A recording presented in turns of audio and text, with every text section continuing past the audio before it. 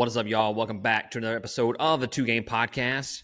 We are back, boys, to continue our review series for The Lord of the Rings, but we're doing The Rings of Power Season 2, and we're doing it episodic. This is episode 1. We are going to break it down. We're going to recap it, review it, the whole 9 fucking yards. I have with me Sir Creston Johnson. Hello, world. And then Sir Nicholas. Hello, hello. And yeah, guys, we have reviewed and broken down, deep dive, the whole 9 yards into everything Lord of the Rings. It just came out today, actually. And I was able to binge watch 2 episodes. You too, Creston? I did. Took me all day. Dispatch was, giving me that old green weenie, but I got it done. Got it done. So yeah, guys, Amazon released the first 3 episodes of Rings of Power Season 2, and we're going to start off with episode 1. They are trophy episodes too, like hour 15. Hour 15 to get cranked off, man. That was nice. Yeah. No future spoilers, but this one's fucking dense, guys. Like we're gonna be here a minute, okay? We're gonna have to cut to the chase. I had to go back and see where this one ended because I watched 2, and I felt like it was bleeding over. It was a nice little. We'll get into it. Yeah. I got it all started. Don't worry. Got it reeled in. Episode 1, Elven Kings Under the Sky. So I'm going to recap the entire episode, and then as y'all see fit, we can stop and talk about specific sections. I'm going to recap the prologue first, and then we'll talk about the prologue because things need to be said about that prologue, okay? My boner needs to say something. So at the dawn of the Second Age, Sauron is betrayed and seemingly killed by Adar and his orcs. However, unbeknownst to him, Sauron's spirit persists, regaining physical form centuries later as Halbrand. Halbrand falls in with a group of fleeing Southlanders, later becoming shipwrecked on their voyage across the sea, where he first encounters Galadriel. Now, I will say this before we even start the series. Okay. One thing I did not fucking miss, I don't miss having pronounced half of these fucking names. God damn it. It's gonna suck. Remember, every C is a hard C. I'm not gonna remember that. So that was that opening scene right there. Fine, looked good, everything. Did I miss the part where it said centuries later? Yes. Because I was going to ask y'all the same question because I saw it on the internet and then I just saw it here on the recap. I was like, centuries later? Did it take that long? That was my issue because it said in the very beginning, it said the dawn of the Second Age. And then it was like 2 days later and he's floating in the ocean. Man, it took a while for that fucking bloodworm goo blob to fucking morph back. He was flopping around in the fucking the cataracts of that fucking mountain for decades. No, let's talk about that fucking blob though, huh? Yeah, let's bloodworms talk about the you can blob. get to feed your aquarium fish? Yeah, I have some. That's exactly what it looks like, right? It looks like a blob of them. Yes, it did. Or or black worms or whatever because they were black. Yeah, it looked very. It kind of reminded me of Venom. I was thinking of it when it happened. Nah, I didn't think Venom. That's Venom Sauron right there all day.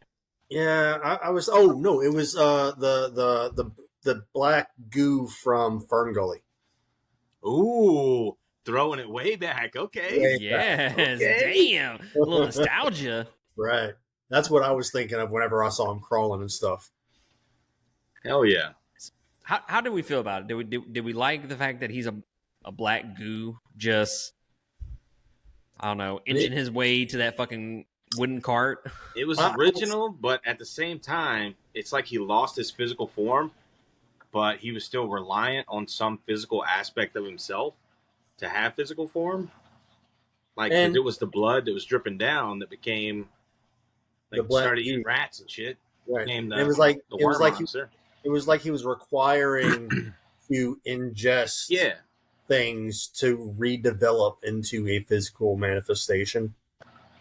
I kind of just sat there and goes, okay, I see where they're going with this, but he's also like a demigod, whatever. Like, does he really need, or in the true Tolkien world, would that really be necessary? No. Oh, I know the answer is no. Yeah. But it's like me and Matt were talking about it. I feel like he would be like closer to like a wraith at that point. Just kind of a shadow figure entity. That'd have been dope. And slowly recovering his power. Yeah, his physical power. Right. Like still versus having to feed on living flesh to regain his physical power. Yeah. It was cool though. It was original. Yeah, it was original. I'm not crazy about it. I think it kind of looks silly a little bit. A little bit. When he got ran over by the fucking cart, he just like sucked the wheel and ended up inside. And then he said, "I'm fucking this bitch tonight, man. She fucking ran my ass over." So one thing that I'm having trouble with, okay, and I'm partially joking about this, partially not. I can get behind fucking dragons in this show, any show, you know. I can get behind magic. I can get behind, you know, walking and talking trees and shit like that, right? I don't know if I can get behind a flowing stream of blood down cracks that turns into fucking goo. I don't know if I can get behind that. The physics there, I feel like I'm Nick here. The physics are just not competing in my mind. I don't know. That's just me. Like I said, half joking, half not. I mean, we can be super critical. I mean, we've already torn apart one series. We can do it again. Yeah, I think if you wanted to nitpick and be critical, you definitely could. I wasn't like a giant fan of it, but I didn't mind it. I thought it was cool. You know? Yeah. It was an original concept. Yeah, it wasn't bad, honestly. It's not something that's gonna be like, oh man, the fucking show sucks now. They went off the fucking deep end. Yeah, it's not making or breaking the series. So, what did you guys think about that little flashback of Adar trying to murk Sauron? So yes, I saw it coming. I was like, he's gonna fucking spike. I didn't think he was gonna spike his neck. I thought he was gonna spike down into the skull. Yeah, when he was holding up for like a long time, it's like, yeah, okay. Yeah, I knew what was gonna happen. Like, it was predictable enough, and I'm like, I'm down for it. I didn't realize it was that soon. I thought it was after he had tortured all the orcs to try and create some superpower. But whatever, cool. But I wanted to bring up Adar because he's played by a different character or a different actor in this second season. Yep. I don't like him so far. In the first episode, I don't like him. I don't think he's not playing the same Adar. He's a lot more cold and menacing and villainous versus in the first season, he felt like somebody you could sympathize with. Yeah. Like he was honestly trying to do what was best for his people. Yeah. And in this one, which this is later on into the episode, because this is thousands of years beforehand, what the scene we're talking about now. But later on in the episode, he's not the relatable, sympathetic person or whoever that he was in the first season. Yeah. Like when he had to kill that one that was injured and like he was very emotionally involved in it. Well, and everything that he said when he was talking to Galadriel and talking to whoever, you know, he was doing this for his people, his children. Everything he was doing was to right the wrongs that had happened to him and his people in the past. Yeah. But make no mistake about it. Sauron shows up in that motherfucker and is like, hey guys, I'm the king up in this bitch now. And they all look at him for like 5 seconds and they're like, nah, not fam. That one guy, nah, fuck that guy. Right? Who the fuck said that? and then they just fucking gangbang him with knives. God damn. And nobody stabbed his face though? Well, and I saw Adar was like, okay, everybody stop. And then you still had 2 orcs go in afterwards and like just do separate jabs. Everybody's pulling back and like, no, I didn't get mine in yet.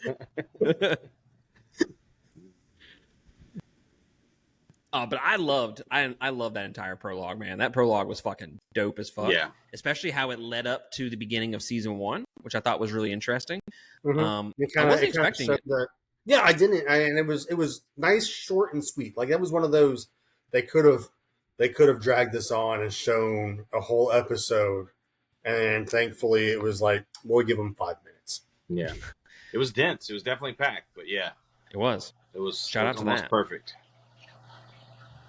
But can we talk about how when it transitioned from the prologue to that title card, the music there, dude.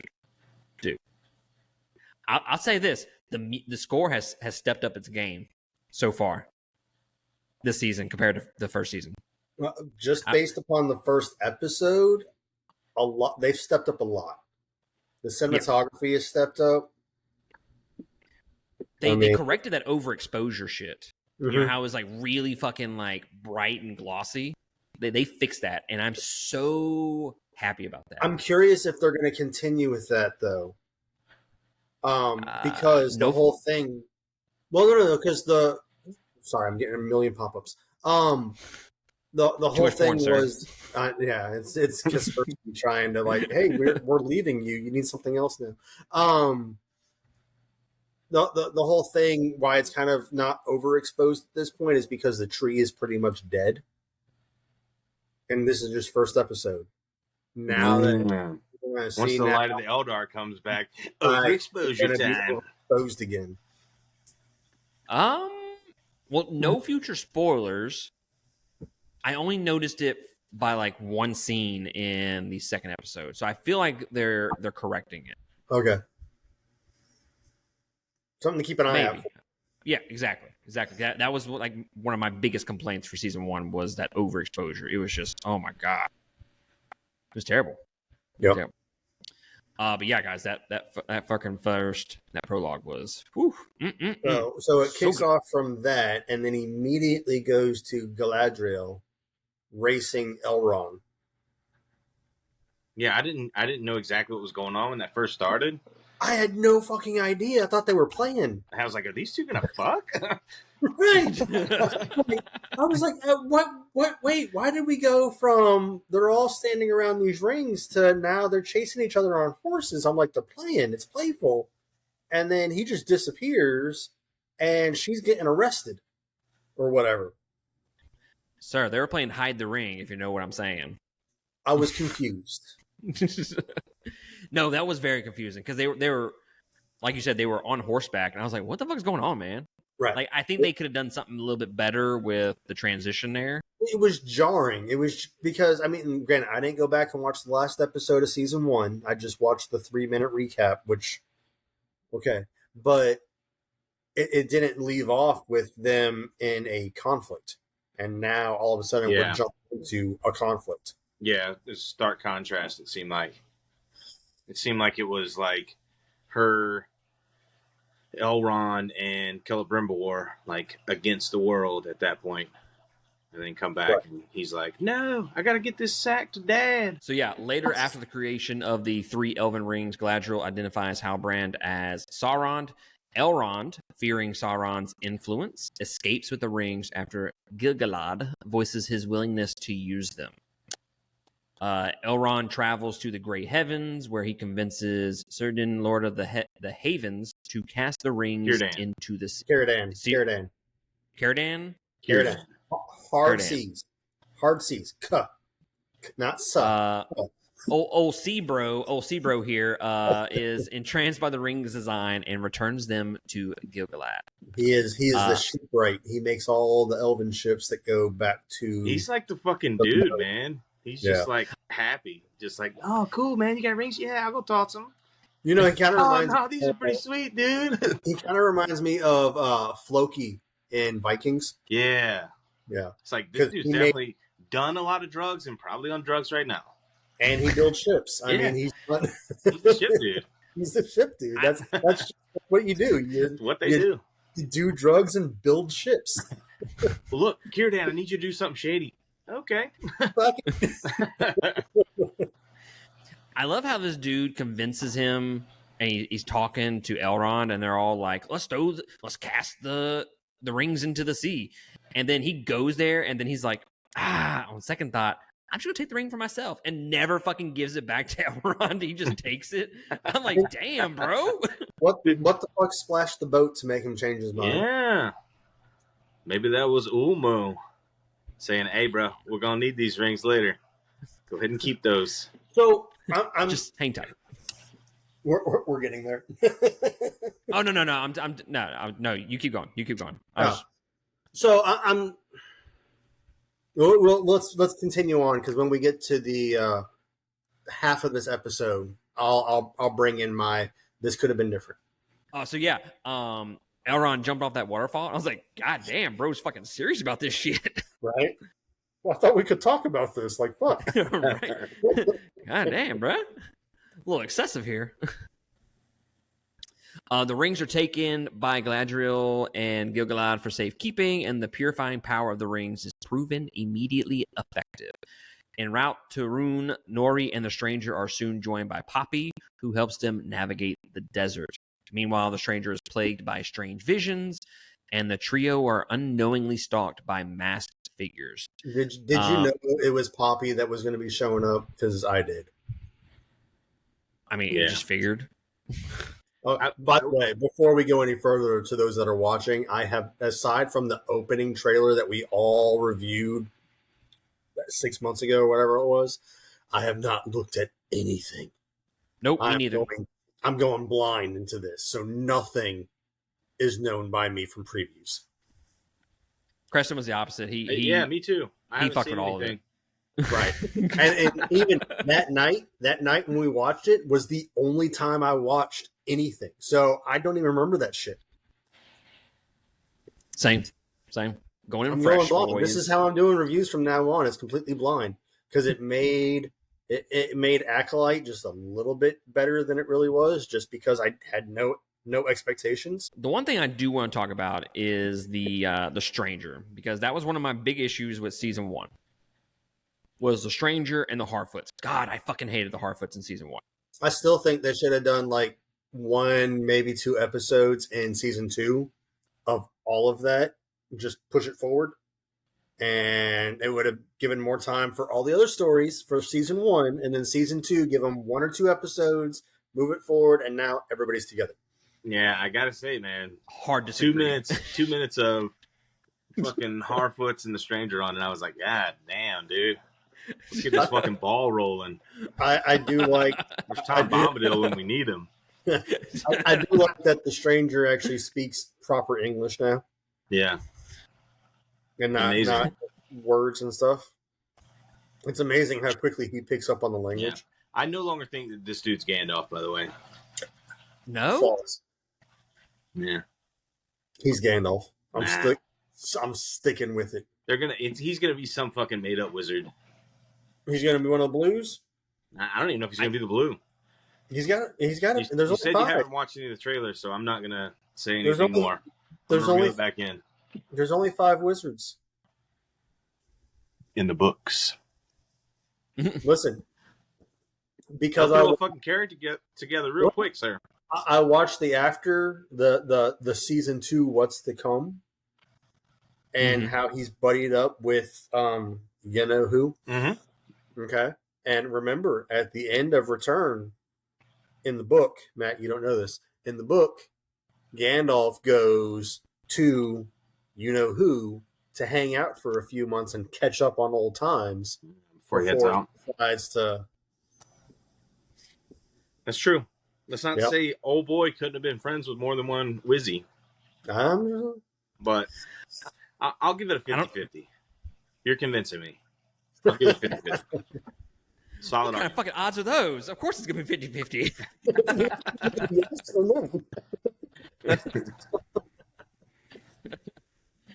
No, I think it's episode 2. Again, I don't want to do future spoilers or anything, but that's why it makes me think it's Gandalf. Some of the things that happen in episode 2. But we'll get to that. Again, future spoilers. Getting ahead of ourselves. But yeah, back to what I was saying about the Harfoots. I think this particular episode, this first part, and it's going to be something I'm going to keep track of with every single episode. I was kind of falling asleep during this, man. It's starting off a little slow. It's hard not to do future spoilers on episode 2. But I'll just keep my Harfoot's? Yeah, Harfoot's plus the Stranger. Yeah, that storyline. Well, yeah. I have more thoughts on it, but it involves episode 2, and I don't want to be that guy. Yeah, I'm trying to decipher where 1 ended and 2 began. So because I'm fresh out of 1. They're lost in the desert. They keep on seeing the same tree. And then, oh my God, we're being followed. And then the next day they catch Poppy. And then Poppy goes, look, I have maps that you forgot or that I found. And the clue is don't forget to sing the fucking song. And they go, what song? And they go, the song. And they're like, oh, that song. So then they sing the song and they find their path and they find Rune. And then 2 people that look like Easterlings show up and they go insane. When they found Rune, I'm tired of the recap. What did it look like? Was it the well? No, it was them standing on a rock. It was them standing on a rock looking at a desert and going, hey, we made it to Rune. And Rune was literally written in the sand in front of them. Oh, wow. Man. It's even bad in recap, sir. It's even bad then. That only took 30 seconds. And no, fuck you. You want a whole episode devoted to them. Fuck you. To the whole progression. That part was 30 seconds. We could have cut that in 30 seconds. The rest of last season could have been one whole episode and called it good. This guy right here. Bro, what about not seeing the fucking Southlanders, the Numenorians, like, at all? Yeah. I forgot they existed for this episode. I don't know. I'm okay with them doing this because I feel like a lot of this episode was just Sauron heavy. Yeah.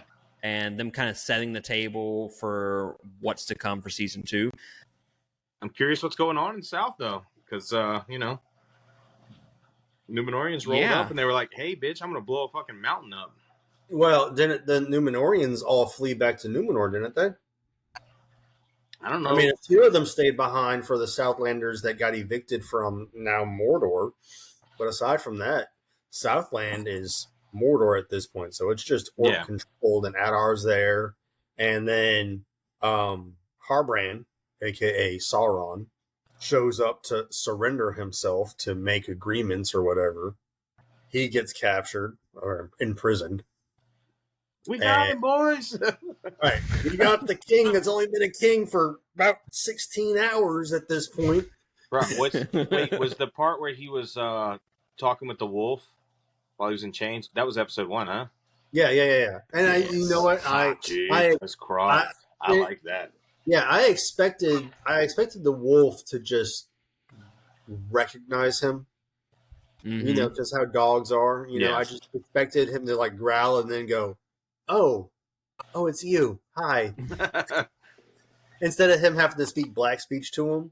But at that point, and you know what? I have to give them credit on this. In the Hobbit trilogy, I fucking hated them speaking black speech. In this show, dude, I don't mind. That was clean, man. That transition in his voice. Yeah. I don't mind the black speech in this series versus the black speech in The Hobbit. So in Mordor, Halbrand allows himself to be captured by Adar's forces. He negotiates the release of the Southlanders, manipulating him with rumors of Sauron's return and alliance with the elves. Later, Halbrand is able to escape and travel to Eregion to seek an audience with Celebrimbor. And that's kind of where the episode ends, is where he shows up there and he wants to have an audience with No. Make a truce. Truce. But they also put the rings on, huh? And the tree lights up. Oh, yeah. That was the very end. Yeah. You're right. So this is the part that I want to complain about. All right. So Caradan, Galadriel, and Gilgalad. Yeah, Gilgalad put the rings on. All right. Why Gil-galad, whatever. Gil-galad, yeah. Yeah. Like, we should have had him be the person opposed to the rings. He changed his tune pretty quick. He did. As soon as he knew he got that power. Let's put these fucking rings on, boys. We should have had him opposed to the rings all along and had Galadriel and Elrond be like all about the rings because they're the ones that made them. Yeah. Yeah. It was kind of throwing me off that Elrond was like so opposed to it. Right. And he was the one that made them. And then after they made the rings is when he discovered, or I can't remember that last episode. Did he discover that it was after they made the rings that he discovered that? Because Galadriel found out right before. She came back and she said, don't make 2. We need to make 3 so it's balanced. So at that point, she was the only one who knew that Halbrand was Sauron. All right. And that's why Elrond was so pissed at her. Right. No, bitch. It's important information. I get that. Whatever. But they should have made it to where he was still like, we made them, not him. Galadriel wears hers. He wears his. However we do it, we get Caradan in here to wear his. But Gil-galad should have been the one opposed to it because he was like the ultimate ruler and the one that fought Sauron the longest or whatever. Yeah. And I think it kind of showed his desperation though. Because I'm kind of in desperation mode with the tree completely dead almost. I'm just curious how Elrond ends up with the ring. I think he's already. Well, no, that's episode 2. Never mind. Episode 2. I don't know, man. I don't know. I don't know what happens. Wait and see.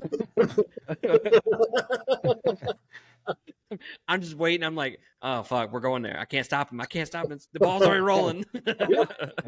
Yeah, I'm just at this point, having only watched 5 minutes of episode 2, I'm curious how Elrond ends up with the ring versus Gil-galad. Did they visit Khazad-dûm at all in episode 1? No. Nope. No. Episode 1. Khazad-dûm's the first 5 minutes of episode 2. Yeah, episode 1 was strictly Sauron, the elves, and the Harfoots. That's all it was. I think overall, definitely the Sauron storyline, and then Eregion and Lindon definitely made up for the stranger and little Harfoot. What's her name? Not Poppy, the other one. Poppy and wait for it, Nori. Nori, yeah.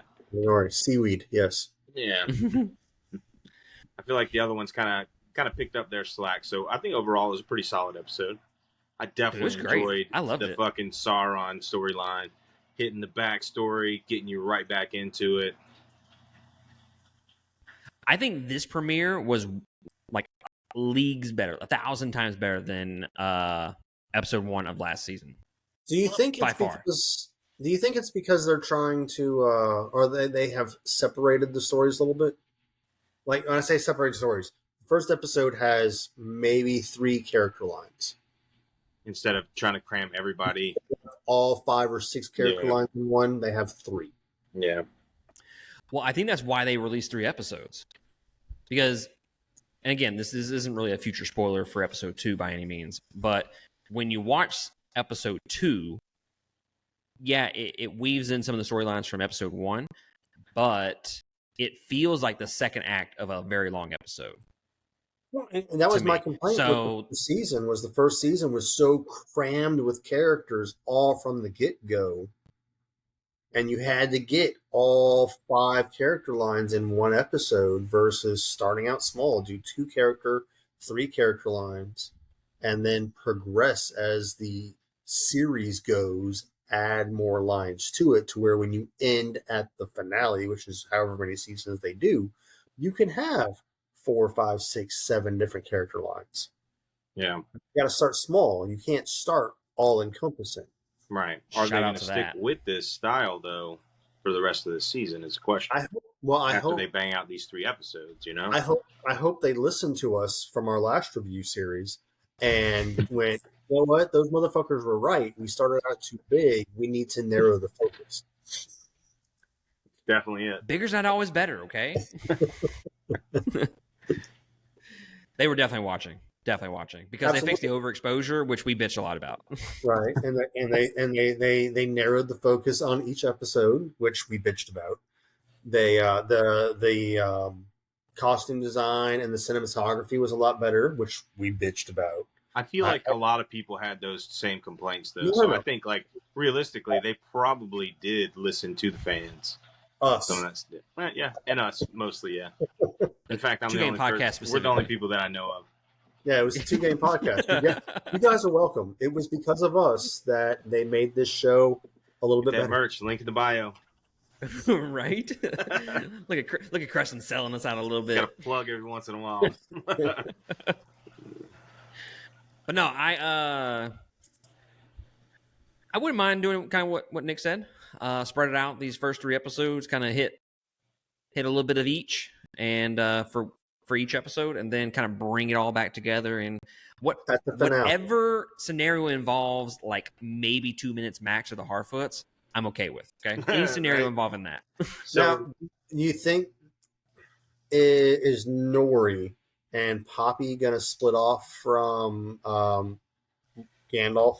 God, I hope so. And then we don't have to worry about the Harfoots anymore. Gandalf goes and does his own thing, and he's like, "Hey, y'all go back home. I gotta go on a quest. Y'all stay and be a cupbearer right here. I'll catch up with your people in 4,000 years. We're going on an adventure." Look, I know you guys didn't watch the other trailers. Jesus Christ. There's going to be a lot of good stuff coming up. A lot of stuff I can see your erection from here. Just take my word for it. One last thing that I want to mention before we cut out of this episode. One thing that Elrond kind of mentions to Galadriel at the very end of this episode is because she wants to basically go back and get Sauron, right? She wants to go after him. And she has the rings and yada, yada, yada. You're talking about trying to go back to Eregion to check on Celebrimbor? Yeah. Like she wants to, like they won't let her go by herself. She has that little conversation with Elrond where she looked up at the light of the Valinor and she turned her back on it. So was that the darkness calling her? Oh, yeah. Or I was like, damn. That's episode 2, sir, because I don't remember the last time. No, that was episode 1. That was episode 1. It wasn't me. I didn't do it. Galadriel, she had a ring on her finger, and that was it.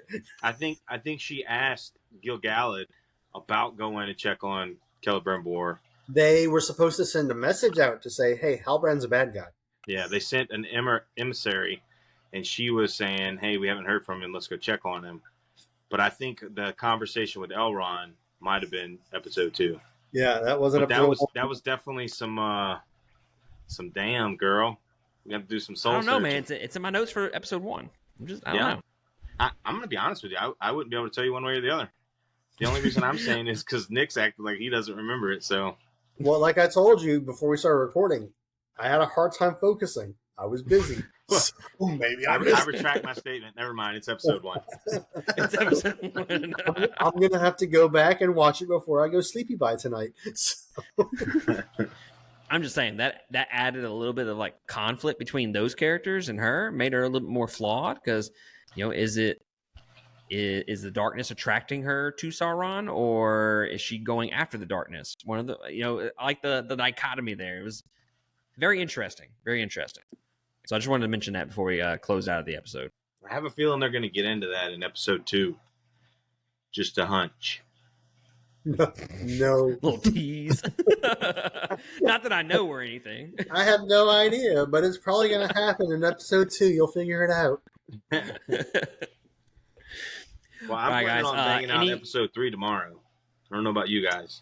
I'm going to try and bang them all out tonight again. Oh, I'm sorry. I'm going to bang out episode 1 again tonight and probably try and finish the other 2 also.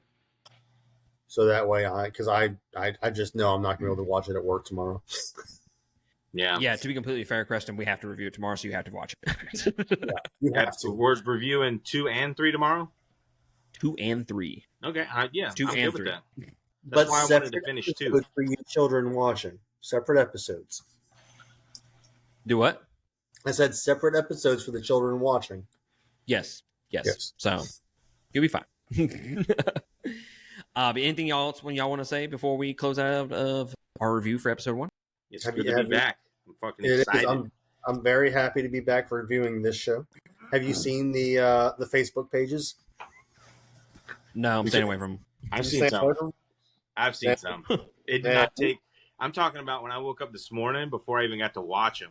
These motherfuckers were like 3 hours hot off the press. They already had the keyboard warriors just. I can't determine who is the more toxic fan base at this point. Is it Star Wars people or Lord of the Rings people? Nah, it's got to be Middle Earth. It's Middle Earth. It's Middle Earth. Honestly, at that point, just judging off of Facebook, it's anybody that's a Tolkien fan is the most toxic fan base there is. Bruh, you should there's a couple of Reddit threads that I follow, Middle Earth, Tolkien universe, shit like that, and it's like passive aggressive negative comments. Nobody comments on them, and then somebody will comment something positive, and there's 30 fucking replies on it. Oh yeah, motherfucker. Oh my god, salty little bitches, dude. I've been looking forward to the Rings of Power, everybody the last 2 weeks. Rings of Power really isn't that bad, and then that post makes them popular on Facebook. Just getting fucking slammed. I'm kind of with Creston on this one. I'm like, man, I just kind of want to watch Middle Earth. I don't care. Be back, man. I can critique certain story plot lines, and I can critique, the actual production value and stuff like that. But still enjoy it. I'm just happy to be in Middle Earth again. Yeah. Shout out to that. Right. It just feels familiar. But I just want to be back. That's all. That's it. Right. Yeah. Absolutely. But all that being said, fuck the first half of Acolyte. Amen. Can't relate. Amen to that. But guys, that is going to be it from us. Leave us a comment down below what you thought about episode number 1 of season 2. Also, in the description below, we have links to all of our social media accounts, TikTok. I am doing instant reactions of each episode as I finish them. Episode 2 should be up sometime tomorrow. And you can follow us there. And like, subscribe, do all that bullshit. Patreon.com/2game if you want to support us. And we will catch y'all next time on another episode. Laters.